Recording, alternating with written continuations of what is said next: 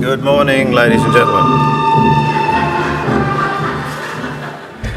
Yeah, okay, so this is ankle replacement, the good, the bad and the ugly. I was going to talk about Botox in the foot and ankle, but these days when you talk about Botox, people rarely raise an eyebrow. Okay, so the title of this talk is based on a movie which probably most of you here are too young to know, but that's an early Clint Eastwood, and the good, the bad and the ugly really describes ankle replacement. We have the same three colleagues actually in Orthosports, but I don't want to particularly assign who's who, but of course the good is Andreas Loeffler. Now, do you know how many hip replacements are done a year in this country? A, B, C, D, E? All right, lots. Okay, so answer E. There's 50,000 hip replacements done a year in this country. How many knee replacements are done a year in this country? Same, about 50,000. Now, how many ankle replacements were done last year in this country? Does anybody know? It's probably close to 100, actually. So it's not very many. Very, very few. And if it's such an amazing, wonderful, winning operation, we'd all be doing it. We'd all be living in a big house next to Michael Solomon. So he's a friend of mine, I can say that. Okay, so what are the causes of ankle arthritis? Ankle arthritis is usually post-traumatic, okay? It's not like hip and knee arthritis. Once every couple of years, though, I'll diagnose a patient with hemochromatosis, which will astonish the patient, astonish their GP, and astonish me, because orthopedic surgeons are not supposed to be very bright. So every now and then, if you do a serum iron on someone with ankle arthritis, you'll diagnose hemochromatosis, which is very interesting. The other causes are rare. Now, ankle arthritis is actually very, very uncommon. It's about 0.75% of the population. And how do we treat it? Over many years, we treat it with ankle fusion, and we put 3 screws across the ankle, and the patient says, oh, you're going to fuse my ankle, that's terrible, how am I going to walk? But in fact, people with ankle fusions walk rather well because they don't have any pain. You're not fusing a normal ankle. But of course, you know, then people in gait labs have got nothing to do, measure these people's gait, and yes, not surprisingly, some of them with ankle fusion has decreased knee flexion and less time in single stance and all these sorts of things. But, you know, that's compared to a normal ankle. Compared to a painful ankle, these people are much, much better. But, you know, there is complications with ankle fusion. I mean, 5 to 10% incidence of non-union. There are other things that can go wrong. And this is the paper that really got us thinking about ankle fusion, where Charlie Saltzman got 23 patients who'd had fusions and followed them for 22 years and found that 100% of them had arthritis in the surrounding joints. So, you know, more pain, more disability, et cetera, et cetera. And people have criticised it and said, well, you know, were these joints injured in the first place? Well, who knows? They were 22 years ago. We didn't think that much 22 years ago. But then I said to Charlie Salzman, how many of these patients had further surgery? And he said, none.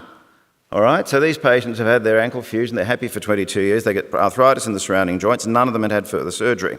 I have, however, now been in practice long enough that my unhappy ankle fusions are starting to appear. This is a patient, lovely fellow, that I fused in the year 2000, 63-year-old man, delightful, came back, told me what a lovely chap I was, brought me a book to read. But unfortunately, they say in orthopedics that nothing ruins a series more than long-term follow-up. And 10 years later, he came to see me. He said, you know, Doc, my ankle ain't so good anymore. And I took an X-ray, and his talus has vanished. So he's had avascular necrosis, and the talus has collapsed. So we started thinking about ankle replacement. And, you know, this is an example I'm about to show you of a 61-year-old man. Disabling pain, can hardly walk. When you look at his x-rays there, he's got arthritis not only in the ankle, but also in the talonavicular joint. So you know if you fuse his ankle, then he's going to complain of talonavicular joint pain. If you fuse both of them, then he's going to end up with no function at all in his hind foot. And they said that, you know, if you've got a stiff ankle and subtalar joint, then, you know, mechanically you're no better than a below-knee amputation. So that doesn't sound appealing. So, you know, with great enthusiasm, we did an ankle fusion. We did an ankle replacement, you can see here, and we did a talonavicular fusion at the same time. And he thought this was terrific. He could walk and he could do whatever he wanted, and that was great. If you'd like to criticise it, is yes, it's in a touch of varus there. So 3 operations later in 2016, he's ended up with a fusion because it failed, and it failed miserably. And so, you know, he's got the big fusion there, and the fusion, we're not certain if it's going to unite. He's got a whole lot of allograft in there, which is, you know, cadaver bone, you know, not a happy situation. So ankle replacement was begun in the 1970s. It was mostly a disaster. And we thought that, with better techniques, and we're a lot smarter than in the 1970s, that, you know, 3-component implants and very encouraging results from the Europeans. And my fellow Anthony Cadden, who never smiles, you all know Anthony? Anthony never smiles. He went and did a fellowship with a chap in Toronto, and he learned about ankle replacement. He came back and said, this is a fantastic operation, we've got to start doing them. So we started doing them, and you take x-rays on the table and you make sure it's all beautifully lined up, and you tell yourself what a clever chap you are, and the x-rays look great, and Anthony Cadden even smiles, and these are great. And Kofed came and visited. He's a Dane. He gave a lecture at Darling Harbour at 10 o'clock on one morning, and we said, after the lecture, Professor, would you like to come and we'll show you a little bit of Sydney? And he said, shit, no, I need a cigarette and a beer. And we thought, yay, this is our kind of guy. So we started doing ankle replacements, and the published results really were not too bad. This is a study from England, and they said this study suggests that the early outcome of ankle replacement is comparable to that of other joint replacements. Very encouraging. Read the bottom line. The occurrence of pain which defied our attempts at diagnosis is a cause of concern. All right, another paper. This paper is from New Zealand. The 85% good results, but a significant incidence of persistent pain. This is written by a couple of guys that we know, Thin Hong Jerome, you know him. Rhett Mason is in Christchurch, a lovely, honest fellow. So I rang up Rhett and I said, how are your ankle replacements going? He said, terrible, we're not doing them anymore. I said, really? He said, the last 12 months I've done 52 fusions and 1 replacement. Okay, so this was published in 2013, 85% good results. He stopped doing them. Okay, another long-term result from a chap called Hinterman in Switzerland, highly intelligent fellow, 722 ankles, 94% at 5 years and 8, wonderful, wonderful results. The only problem is that all these guys have got their snouts in the trough, right?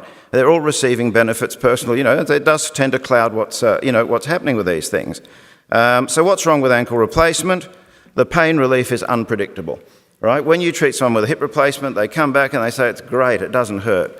If you read Ian Harris, about 80% of people that have knee replacements are happy and 20% say it's not as good as I would have liked. Ankle replacements, probably even slightly worse. Trolling the internet, you can see I had a star ankle replacement. I've had problems with peroneal. I'm in constant pain when I walk. I get steroid shots. I thought I was the only one with problems. Another one, if there are any of you still out there, I am worn out. I've had, SPECT, CT, bone scans, and I've lost my sense of humour. So the other thing with ankle replacement is there's a very high reoperation rate. The reoperation rate at 1 year is about 9%, and about 5 years is 23%, and it's much, much higher than fusion. So you can picture that, one patient in 4 that you're doing an ankle replacement on is going to have another surgery within 5 years. It's not happy stuff. So this is in the literature. The other problem, of course, is that you get cysts. This is a rheumatoid kind of patient. You'd never do an ankle replacement on her, but these are 2 people that have had ankle replacements, and you can see the cysts, right, the holes in the bone. Now, these cysts can occur very, very early. And why do they occur? Are they from wear debris or from stress shielding? The problem is we're not perfectly sure. This is how you do it. If any of you had breakfast, I apologise, but this is what an ankle replacement looks like, and you put a whole lot of pins in the bone to line up the jigs, and what we think happens sometimes is that the fluid in the joint is tracking down these pin sites and forming the cysts. And there's a very, very high incidence of cysts. The Integra prosthesis, which is what Cadden and I have been doing, have got about 30 or 40% of incidence of cysts. And there's no really association between the presence of cysts and the clinical or radiological outcomes. So a patient comes in and says, Doc, my ankle feels great, which I'll show you in a moment. So this patient here, lovely fellow, Doc, it's really great. It's the best thing I've ever done. I thought, this is wonderful, this ankle replacement. Yeah, go. You then take an x-ray and a CT. Look at the size of the cysts at 6 years. All right, not happy camping. Another one, 6 years. No pain, no swelling, no analgesia. Look at the size of the cysts under here. Okay, so we're seeing these. These are out there. So interestingly, all these cysts were found on routine follow-up. The CT scan is far more revealing, and most of the cysts were asymptomatic. So the patient, and the problem with a cyst is that a large cyst can lead to catastrophic failure. Murray Penner, who's a terrific fellow, said that, he gave a great lecture on cysts and said that, they typically occur early. I mean, I've had big cysts in a patient at 18 months or 2 years. The cause is not well understood. It's not all polyethylene wear debris. And then when the cysts are identified, they're likely to progress, and sometimes you can end up with, a disaster. This patient's a nice fellow who, I've grafted a cyst on. We put a big bone graft in there artificially, and he's playing golf 3 times a week. He's a happy chap. But the problem with ankle replacement is it's got a very high complication rate. When I was training, I worked with Des Bocker, who a lot of you know is a lovely fellow, and he used to say, when you have a complication, make the patient your friend, show them that you care. Well, with ankle replacement, you're going to have lots of friends.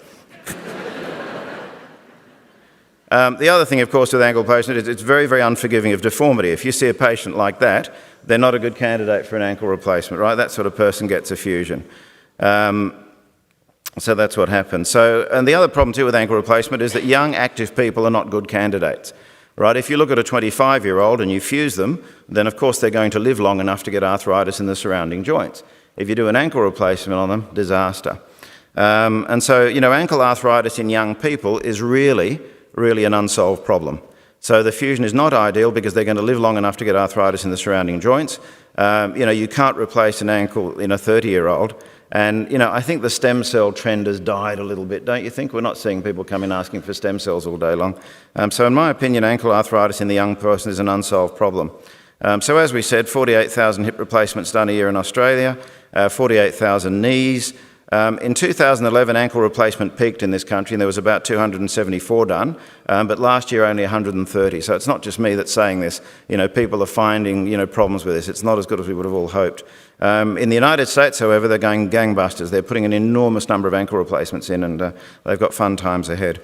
So whilst the number of hip and knee replacements continue to be performed in increasing numbers, they've been declining since 2011 in this country. And you see these kind of pictures where the ankles failed, the malleoli have gone, and you see something like that, it ruins your whole day.